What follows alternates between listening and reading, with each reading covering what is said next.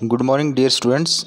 आज हम आपको जो वर्कशीट का जो सॉल्यूशन करवाने वाले हैं वह वर्कशीट नंबर 18 जो कि directorate of JNCT of Delhi के द्वारा दिया गया है। आपका जो आज का जो सब्जेक्ट रहेगा वह साइंस जो कि क्लास 9th के स्टूडेंट्स के लिए है। तो डियर स्टूडेंट्स, वर्कशीट को स्टार्ट करने से पहले यहाँ पे अपना नाम और यहाँ पे अपने क्लास टीचर का नाम ज़रूर लिख दीजिए। तो चलिए हम स्टार्ट करते हैं।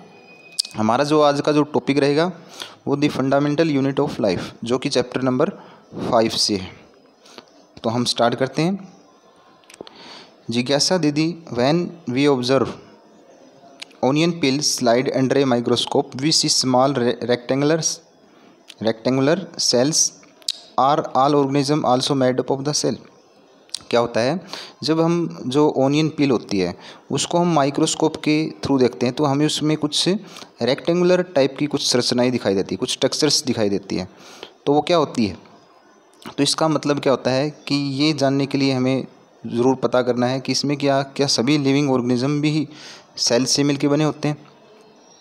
तो देखिए यहाँ से ज्ञान, all living beings are made up of the small unit structure. सभी जो लिविंग जो ऑर्गेनिजम्स होते हैं वो स्मॉल यूनिट स्ट्रक्चर से मिलके बने होते हैं और इन स्ट्रक्चर्स को हम क्या बोलते हैं स्टूडेंट्स, सेल बोलते हैं, सेल। तो हमें जो ऑनियन पील के अंदर जो रेक्टेंगुलर टाइप की जो संरचनाएं दिखाई दी थी, हमें स्ट्रक्चर्स दिखाई दी थी, वो क्या कहलाती हैं, सेल कहलाते हैं। ये चीज़ आपको नोट करनी है। This structure cell is the basic functional and structural unit of life. क्या होती है, basic functional and structural unit क्या होती है, संरचनात्मक और कार्यात्मक इकाई होती है। Because all the functions and structure of living being is performed by the cell. क्योंकि जितने भी लिविंग ऑर्गेनिज्म के जितने भी कार्य होते हैं वो इसी बेसिक यूनिट से क्या होते हैं, कंट्रोल किए जाते हैं, इसी से होते हैं। On basis of living beings organism are of 2 types. तो सेल के आधार पे हम जो ऑर्गेनिज्म होते हैं उनको 2 टाइप्स में डिवाइड करते हैं। जो पहला जो रहेगा यूनिसेलुलर और सेकंड जो रहेगा मल्टीसेलुलर। यूनिसेलुलर में स्टूडेंट्स वो ऑर्गेनिज्म आते हैं, वो जीव आते हैं जो केवल एक ही टाइप से सिंगल टाइप से सेल से बने होते हैं। जैसे कि एग्जांपल अमीबा, बैक्टीरिया, पैरामीशियम, इन सभी में ये ऑर्गेनिज्म तो है लिविंग, बट इनमें क्या है, एक ही टाइप की सेल मौजूद होती है, एक ही टाइप की। और मल्टीसेलुलर ऑर्गेनिज्म में क्या होता है स्टूडेंट्स, ये जो ऑर्गेनिज्म जो होते हैं ना वो एक से ज़्यादा सेल से बने होते हैं, यानी मल्टी सेलुलर होते हैं। इसमें एक से ज़्यादा सेल पाई जाती हैं और वे क्या करते हैं, टू परफॉर्म डिफरेंट एक्टिविटी। वो एक से ज़्यादा सेल क्या करती हैं, डिफरेंट एक्टिविटी को परफॉर्म करती हैं। उसके बाद में देखिए यहाँ पे जो सेल होता है स्टूडेंट, जो सेल होता है उस सेल से क्या होते हैं, क्योंकि शुरुआत किससे होती है ऑर्गेनिज्म की, सेल से। सेल का जो ग्रुप हो जाता है उसको हम क्या बोलेंगे, टिश्यू। और टिश्यू से क्या बनता है स्टूडेंट, ऑर्गन। और ऑर्गन से क्या बनता है, ऑर्गन सिस्टम, पूरी बॉडी हमारी बन जाती है इस प्रकार से। तो चलिए हम यहाँ पे देखिए, इसके बाद में यहाँ पे देखिए, नो ज्ञान on basis of the basic structure cell are 2 type. Basic structure के आधार पे सेल को 2 टाइप में डिवाइड किया गया है, प्रोकैरियोटिक सेल और यूकैरियोटिक सेल। प्रोकैरियोटिक सेल क्या होती हैं, दीज आर सिंपल सेल। जब ऑर्गेनिज्म की इस धरती के ऊपर उत्पत्ति हुई थी स्टूडेंट्स, तब उस केस में जो सेल जो होती थी वो क्या होती थी, सिंपल सेल बोला जाता था। लेकिन आज के दिन जो ऑर्गेनिज्म का जो डेवलपमेंट इतना हो चुका है कि वो सेल जो होती थी सिंपल ना होकर के वो कम्प्लेक्स बन चुकी हैं। तो देखिए यहाँ पे वो प्रोकैरियोटिक सेल की हम जो बात कर रहे हैं वो उस टाइम में क्या थी, सिंपल सेल से बना होता था। These are simple cells, the nuclear membrane is absent. Nuclear membrane क्या होती थी, ऐसे जीवों के अंदर जो प्रोकैरियोटिक सेल रखते थे उनके अंदर न्यूक्लियर मेम्ब्रेन एब्सेंट होती थी। यानी जो न्यूक्लियस होता है, जैसे ये न्यूक्लियस आपका, इस न्यूक्लियस के चारों ओर क्या होती थी, एक झिल्ली होती थी जिसको हम मेम्ब्रेन कहते हैं इंग्लिश में। तो वो क्या होती थी, इन जीवों में एब्सेंट होती थी, जैसे कि बैक्टीरिया। और यूकैरियोटिक सेल में ऐसा नहीं होता था। These are complex cell having membrane bound cell organelles and nucleus. इसमें क्या होता है, न्यूक्लियस होता है, न्यूक्लियस के चारों ओर भी क्या होती है, एक मेम्ब्रेन होती है और उसके चारों ओर क्या होती है, सेल मेम्ब्रेन होती है और इसके अंदर क्या पाए जाते हैं, सेल ऑर्गेनेल्स भी होते हैं। तो चलिए हम डिवाइड इसको और पढ़ते हैं। जो यूकैरियोटिक सेल जो होती है इसको हम फर्दर से 2 टाइप में फिर डिवाइड कर देते हैं, एक तो प्लांट यूकैरियोटिक सेल और एक एनिमल यूकैरियोटिक सेल। तो प्लांट यूकैरियोटिक सेल और एनिमल यूकैरियोटिक सेल में इनमें भी कुछ डिफरेंस होता है जो हम पढ़ेंगे। तो देखिए पहले हम डिफरेंस कर लेते हैं प्रोकैरियोटिक सेल और यूकैरियोटिक सेल। प्रोकैरियोटिक सेल और यूकैरियोटिक सेल में देखो इनका साइज सबसे पहला जो होता है, साइज़ में क्या होता है, डिफरेंस होता है। साइज जो होता है इसका 1 to 10 माइक्रोमीटर होता है, और इसका क्या होता है, इसका साइज जो तो 5 to 100 माइक्रोमीटर होता है। डिस्टिंक्ट न्यूक्लियस एब्सेंट, इनमें क्या होता है, जो न्यूक्लियस जो होता है ना, न्यूक्लियस सेल के अंदर क्या पाया जाता है स्टूडेंट, न्यूक्लियस। तो न्यूक्लियस जो होता है वो क्या होता है, इनमें एब्सेंट होता है। और इसमें क्या होता है, क्लियर न्यूक्लियस दिखाई, डिस्टिंक्ट न्यूक्लियस का मतलब इसमें क्लियर न्यूक्लियस हमें दिखाई नहीं देता। और इसमें न्यूक्लियस क्या होता है, हमें डिस्टिंक्ट होता है और वो प्रेजेंट होता है इसके अंदर। न्यूक्लियोइड्स प्रेजेंट होता है, इसमें न्यूक्लियस ना होकर के एक न्यूक्लियोइड्स लाइक स्ट्रक्चर प्रेजेंट होती है।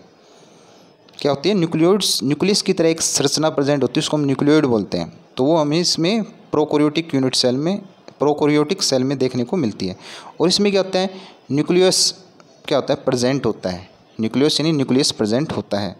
मोस्ट सेल ऑर्गेनेल्स एब्सेंट, इसमें क्या होते हैं, जैसे सेल के अंदर कुछ पार्ट होते हैं जैसे कि mitochondria, ribosome, lysosomes, Golgi apparatus, vacuoles, ये क्या होते हैं, इनमें कुछ लगभग क्या होते हैं, एब्सेंट होते हैं। और इनमें क्या होते हैं, हमें और सेल ऑर्गेनेल्स क्या होते हैं, प्रेजेंट होते हैं। उसके बाद में हम बात करते हैं, इसमें क्या होता है, सिंगल क्रोमोसोम प्रेजेंट, एक ही टाइप का क्या होता है, इसमें क्रोमोसोम प्रेजेंट होता है। और इसमें क्या होता है, मोर देन 1 क्रोमोसोम प्रेजेंट, एक से ज़्यादा क्रोमोसोम प्रेजेंट हो सकते हैं। अलग अलग जीवों में क्या होते हैं, क्रोमोसोम अलग अलग संख्या में मौजूद होते हैं। उसके बाद में प्रोकैरियोटिक सेल के जो एग्जाम्पल याद रखना है वो आपको बैक्टीरिया, और इसमें क्या होते हैं, प्लांट, एनिमल, फंगी, ये आपको एग्जाम्पल याद रखना है। उसके बाद में स्टूडेंट देखिए यहाँ पे ये टेबल, ये कॉलम हम करते हैं इसको सॉल्यूशन। क्या ये cell were first discovered by Robert Hooke, ये पॉइंट याद करना है आपको। सबसे पहले जो सेल की जो खोज की थी वो किसने की थी, रॉबर्ट हुक ने। और लीवेनहुइक जो discovered the first living cell, जो रॉबर्ट हुक ने सेल की डिस्कवरी की थी, लेकिन वो क्या थी, नॉन लिविंग सेल थी। क्या थी, नॉन लिविंग। और जो लीवेनहुइक जो था साइंटिस्ट, इसने किस टाइप की सेल की खोज की थी, लिविंग टाइप की सेल की खोज की थी, ये आपको याद रखना है। सेल थ्योरी जो थी वो स्वान एंड सेल्डन के द्वारा दी गई थी, ये चीज़ आपको नोट करनी है, ये हम बताएंगे। इस थ्योरी ने क्या कहा था कि all living being are composed of cell and all cells are arranged from pre existing cell. ये सेल्डन एंड स्वान ने क्या बताया था कि जो कोई भी ऑर्गेनिज्म होता है लिविंग, वो किससे मेडअप होता है, वो किससे बना होता है, सेल से।